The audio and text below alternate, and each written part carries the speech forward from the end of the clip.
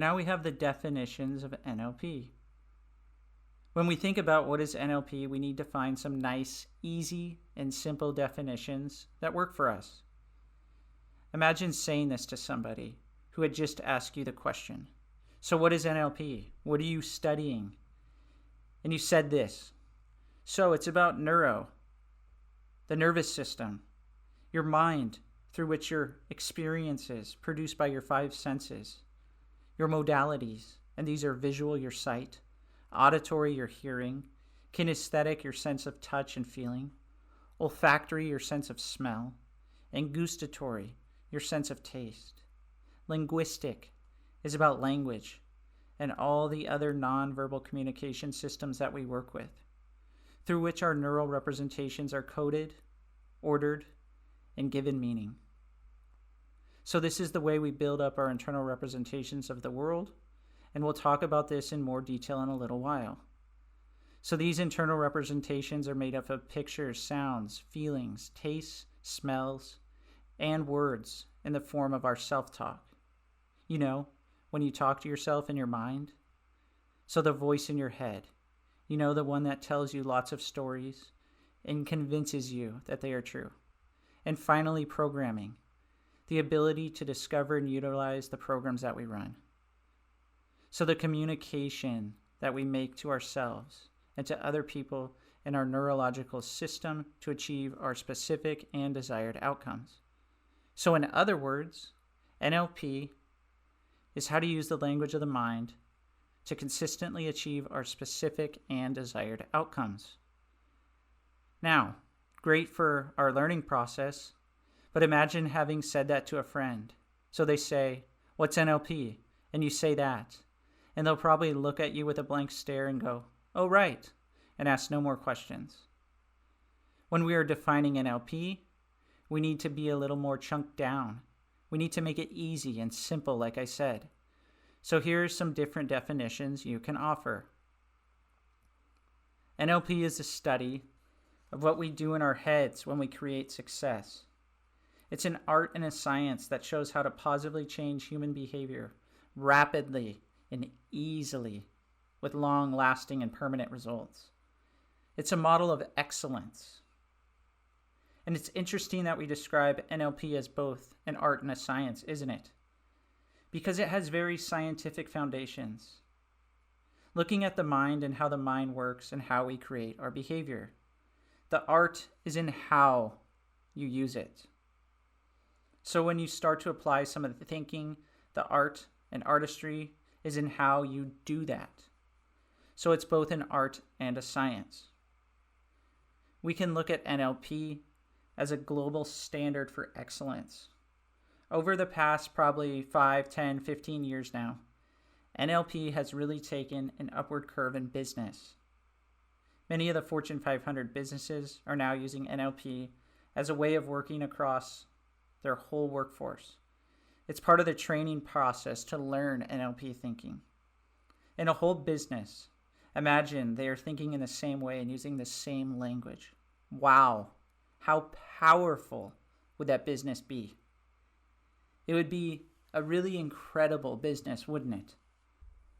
And of course, going back to its roots for coaching and therapy, NLP is still used extensively in one-to-one work for personal growth and development.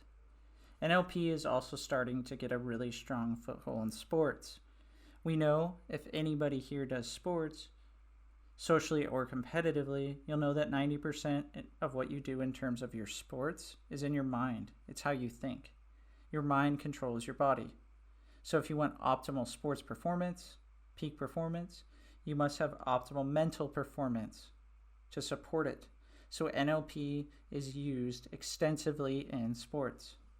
NLP is also beginning to make it into education. I'm not going to pretend that we have lots of momentum there. It's not there yet. Teachers and educators are starting to think much more deeply about how individual learners learn and how people want to learn. Because people learn the way their brain wants to learn, not the way that they're told they have to learn. And that's why some of our young people fall by the wayside, because the way their brain wants to learn isn't the way that the teachers want them to learn. And so they get a disconnect and they're seen as people with learning problems or difficulties, or they might even get a label. So it's starting to gain some momentum in education. And also, as one of the most powerful tools in the personal development world in terms of personal growth, evolution of consciousness, personal development, NLP is definitely globally a powerhouse in the personal development world. So what can NLP teach you? Let's have a look at what new personal skills and tools you can develop when you are learning NLP. Firstly, we've already said that NLP has lots of language and tells you how we use language. And so learning NLP enables you to develop the skill of communicating effectively. In fact, I would say it will help you to become a master of communication. It's so you're being conscious about the language you use, and you're conscious about the effect that it has on other people. And if you think about communication, written and spoken, and face-to-face or over the telephone or over the internet or even in a text message, you communicate almost constantly every day within all contexts of life.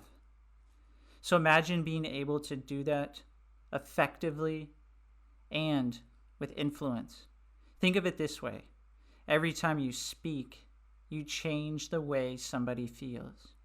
So wouldn't it be absolutely amazing and empowering to be able to have people feel something good every time you engage with them? That would be amazing, wouldn't it? Once you've mastered communication, then you become a person of influence. You become somebody that people want to listen to, somebody that people want to engage with. And then that means you can negotiate efficiently. When we're negotiating with NLP, we're very careful to negotiate in a way that is a win-win type of outcome. So being able to negotiate with efficiency, being influential, and being able to negotiate enhances how easily you can be at selling. When we have our practitioner training, we always ask people, who's in sales? And maybe one person might raise their hand.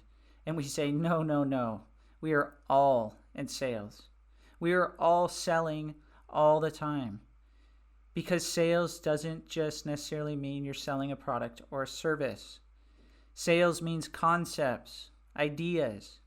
You're constantly selling your ideas, your thoughts, and your concepts all the time. And part of NLP is to learn how to sell a product or a service, or indeed an idea or a concept effectively. So making selling a process that is easy and fun. Then once you've got a really good grip on language and your own language, then you learn to listen. And you learn to listen to discover what people really mean. It's listening to what is not necessarily being said. People very often only give us a surface structure of what they actually mean, what they're trying to communicate to you. And behind that is a deep structure. And to get to that deep structure, we have to listen more carefully. We have to listen to the words that they are using. And that way we can start to hear what they are not saying.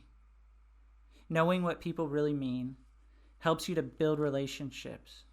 Not only build relationships, but being able to maintain excellent relationships that have long-lasting positive effects. So strong relationships that are good for you and good for everybody involved. NLP will help you in coaching people. It will help you in any therapy that you do. And it will teach you how to create a successful business. Maybe you want to create a business in NLP or coaching or training or even consulting. Or you might want to help with actually developing your existing business or your place within an existing business. So we think about how to create success, and we do that with empowerment. So you can think differently and solve problems. You will know to make really effective decisions. Yes, if you ever have that problem, well, on the one hand, I think this is a good idea. And on the other hand, there's this, or I can't choose, and you can't make a decision. So NLP helps you to be an efficient decision maker. It helps you be a fantastic leader. Remember, somebody that can communicate, somebody who is a person of influence, somebody that is able to build relationships and negotiate efficiently and even sell their ideas. This is what makes a good leader and a manager and a good manager. NLP empowers you to understand other people and what makes them motivated. This is what NLP can teach us. It teaches us how we're motivated, and it helps us to enhance health and well-being looking at the whole person. And here's the thing. It helps you to earn more. The more skills you have, the more learning you have, the more knowledge you have, the more results you're able to get. And that means you can ask for more money for whatever service you want to offer. NLP is incredibly powerful in the whole area of personal development. And NLP is quite different as a piece of learning, simply because when you learn NLP, you don't just learn NLP. When you learn NLP, you work on yourself as well. Everything you learn in NLP can be applied to self. So not only are you learning new subjects and new interesting concepts, new theory, new thinking, new techniques, new methods, you're also working on your own personal development at the same time. It's incredibly powerful. You are gaining new thinking. So think about these areas of personal development. NLP also helps us to create total self-belief. Imagine that if you absolutely 100% believed in yourself and your capabilities with no doubt and no uncertainty. How would that be for you? Well, it would certainly create confidence. And once you've got confidence in all areas of your life, then you get empowerment. When you feel empowered, you feel motivated. And this helps you to move forward towards your goals and towards whatever it is that you want to achieve for yourself. And as we are looking forward, it's also important that we are complete with the past. And this is part of the work that we do in NLP. We resolve and we clean up the past. So anything in your past that has negative emotions attached to it. A big part of the whole NLP practitioner training is to work with timeline therapy to resolve your past. It also enables us to resolve internal conflicts. So you know those arguments that you have with yourself? Oh, on the one hand, I want to do this. On the other hand, I want to do that. And you have this little argument with yourself. It's a bit like having a good person on one shoulder and a bad person on the other shoulder, and both whispering in your ear and convincing you of different things. NLP helps you to control your emotional content. So our emotions are largely unconscious. We have them, and we are feeling them before we are consciously aware of where they came from and for what purpose we have them. So imagine being able to get in control of that. So being able to control what emotion you're feeling in the moment. Now that's got to be incredibly useful, isn't it? Imagine if you're giving a presentation and you're nervous. Being able to get in control of that and maybe feel calm and confident instead. Or when you're angry or stressed and you can easily relax instead. Or just being able to feel happiness and joy when you want to feel happiness and joy. By gaining control of our emotional content, we also get in control of our behavior. And we can start to control and change unwanted behaviors. You can control any sort of habits that you don't like, and you think, I'm doing that again. I wish I didn't do that. And you can change those unwanted behaviors. And in doing that, you can change your reality. You can change what the reality outside looks like for you, what it sounds like, what it feels like. You change your whole concept of reality. You can really get to grips with that, get in control of that, and you can change it. And you can remove unhelpful strategies and create the energy to have so much success. And with more successful energy within your body, you can create health and well-being. And when you're healthy and feeling good, you can fulfill your potential easily and start to create the future you want effortlessly, the way that you want to design it. We can all be the architects of our own futures. And in that way, we can be abundant and happy because we deserve it all and more, right? We can also think of NLP in terms of executive functioning.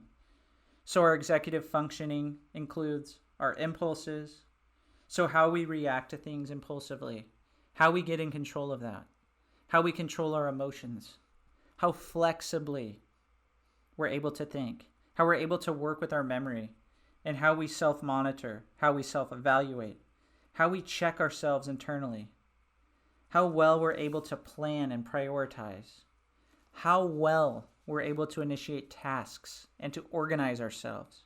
So these are all keys to executive functioning, and NLP can help us to enhance all of those areas. NLP really has been seen as imperative in business. So it's largely used in business and in small businesses too, to enhance execution, efficiency, and profitability. So every business, unless they're a charity or not-for-profit, the reason for being there is to make a profit. Because if there is no profit, there is no business. So enhancing execution, efficiency, and performance of teams and organizations as a whole increases the bottom line. And many businesses around the world are using NLP for all of their staff to enhance what they do and therefore enhance what happens to the business.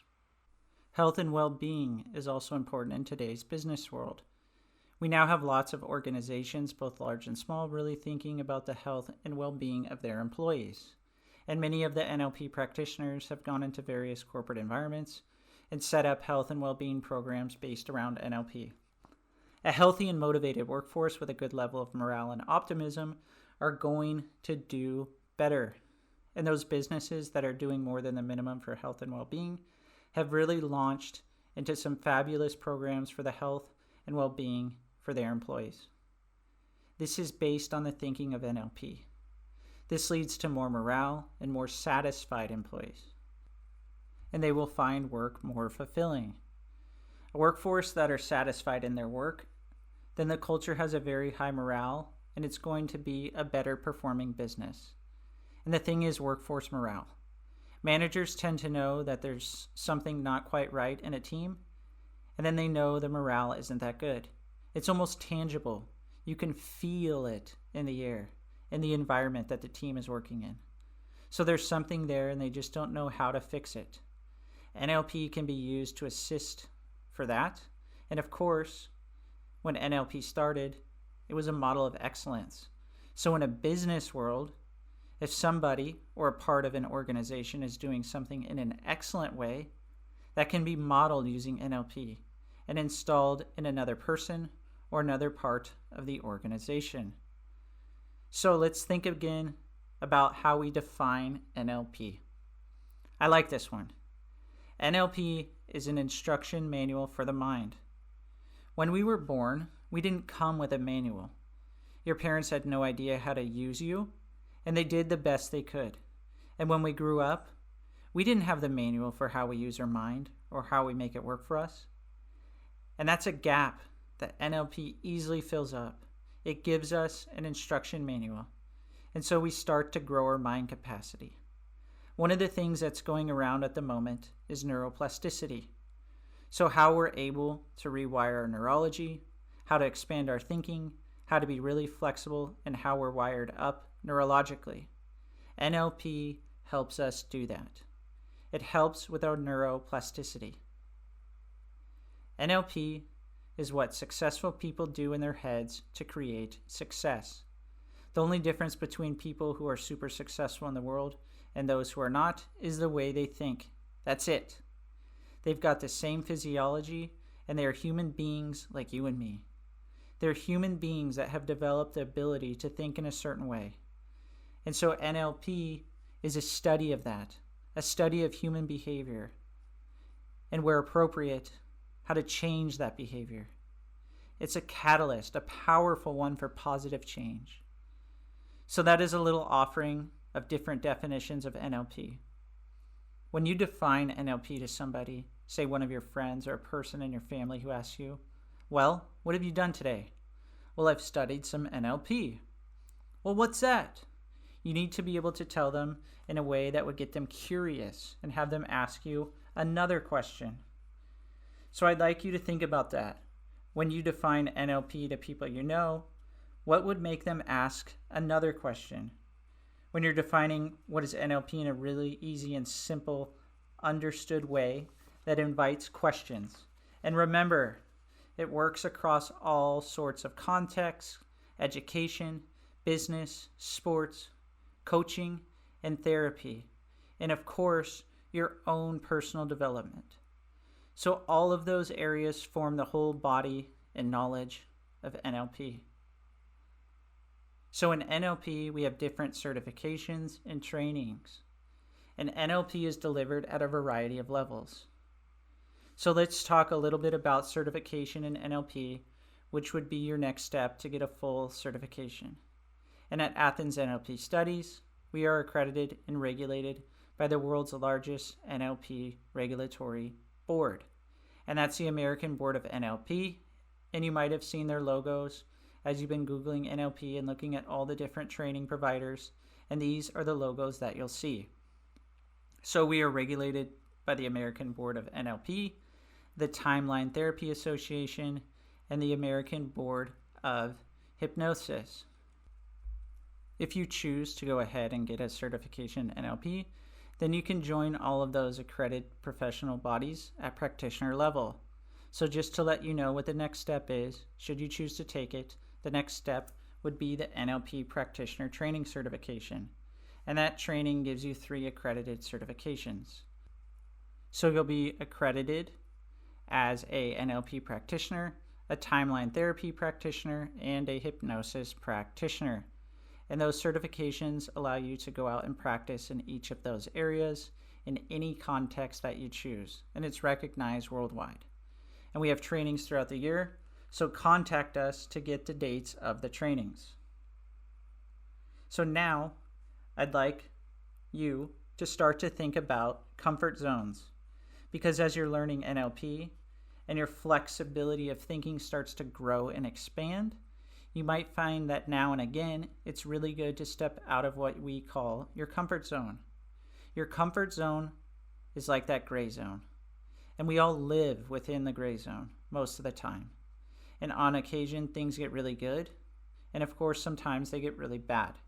And most of the time, we stay within that gray zone because that is where we are comfortable. Now, the comfort zone, it's comfortable because it's the comfort zone. We have lots of confidence when we're in our comfort zone. Maybe it's a little boring though. Maybe even a bit frustrating to be in your comfort zone. And we get to a point where we are ready to grow and we're really ready to develop and we're ready to change something. And so we step outside of our comfort zone. And that might feel a little shaky at first, and you do it. And what happens every time you step outside of your comfort zone grows and it expands. So every time you do it, every time you take even a little tiny step outside of your comfort zone, that comfort zone is going to grow and expand. One little step out of your comfort zone every day is a really good idea to start to expand your flexibility of thinking, to expand your experiences, to expand your capability, your behaviors, habits, and skill sets. And your comfort zone will grow and grow as you do that. So even though it feels not quite as easy and comfortable to step outside of your zone of comfort, it soon grows and you become more comfortable in more environments and you have more skills, more capabilities, more confidence, and you feel like you're in total control and you're more competent. So challenge yourself and start thinking about what makes you even a little bit uncomfortable. Nothing awful, just a little bit uncomfortable. And start going for it and step out of your comfort zone so that you start to expand your comfort zone. And that often happens when people are learning NLP because it's new and it's new thinking. And NLP, it's about being really flexible in that new thinking and stepping outside of your comfort zone. So before we move to the next module, let's have a look at some foundational themes of NLP. And the first one we're going to talk about is empowerment. The others, perception is projection, the mind-body connection, and the responsibility for change will come later. So let's take the first of those elements, empowerment. And these elements are really our bedrock of NLP, the very foundation of NLP. So let's think about empowerment. Now, this is what we call the cause-effect equation. Now, when we're thinking about effect, what we're talking about is when a person is at effect, they're at effect of everything that's outside of themselves. And this is where we start to point outside of ourselves. And we say, my world is like it is because of, and we point to something outside of ourselves. So right now, it's because of the pandemic, or it's because of the government, or something closer in your environment. It's because of my boss. It's because of the company that I work for. It's because of my colleagues. It's because of my wife or my husband. It's because I have children. And everything is being pointed and directed outside of self. This is what we mean by being at effect. And this is where we have reasons. And let's face it, these are excuses for why our life is like it is right now. And why our life isn't the way we want it right now. So it's about pointing fingers outside of self. Now, being in that situation, being at effect of everything outside of us, that's quite easy. And it's way within our comfort zone, right? And it's easy, and it feels comfortable because we don't take responsibility for anything. It's like you said, it's because of them, and you blame the other person, and it has nothing to do with you. That sounds easy, doesn't it? Yes, it's easy to be there at effect, and it's easy to be comfortable there. And your results are incredibly unpredictable because you don't have any control. Think about it. You've given responsibility not to you, but to everyone else or everything outside of yourself. And with that responsibility went all of your personal power. So now, because everything is outside of yourself, you feel a lack of control. You feel lack of power. You feel lack of ability to do anything about it, and you feel stuck. Because you can't affect any change, because it's all outside of yourself. So everybody else and everything else has the power. So this is what we mean by being at effect. And it's natural.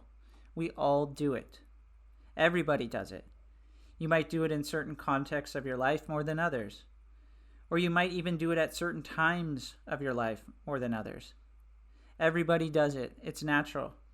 So please understand that this happens and we've all done it. One of the key things that we do a lot is we tend to attribute the cause of our emotional content to other people. And we've all done this. We've all said things like this. They made me angry. They made me sad. They've upset me. You've caused me to feel this way. You infuriate me, or you frustrate me. Let's think about what you're actually saying here. You're saying that somebody else took complete control of your ability to create an emotion. Do you think that's actually possible? No, it's not. The thing is, when somebody says something or does something, we make an unconscious choice of how we're going to respond to it, and we create the emotional content. So start to think about if I want to take back my personal power and to shift my thinking so that I get control of me and I get control of my life. What do I need to do? And what we need to do is we need to make a move from the effect side of the equation to the cause side of the equation, because that's where we get our results. So when we bring everything back inside and we say, okay, now I'm taking responsibility for my results, for my outcomes, and for designing my life the way I want it. And you look at all those people and things that you've been pointing fingers at, and you take the power back from them and you bring it inside. Once you've done that, you will feel an incredible sense of empowerment because now you're back in control.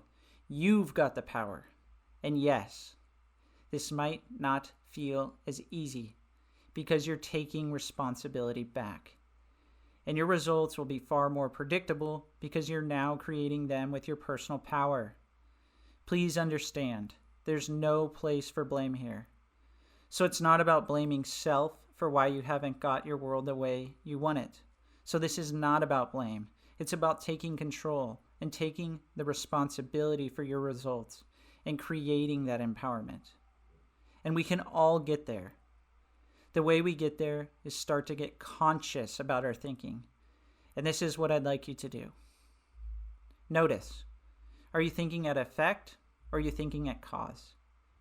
And if you are thinking at cause, then you're going to be far more in control and be able to produce the results that you want to produce. So which side are you on right now?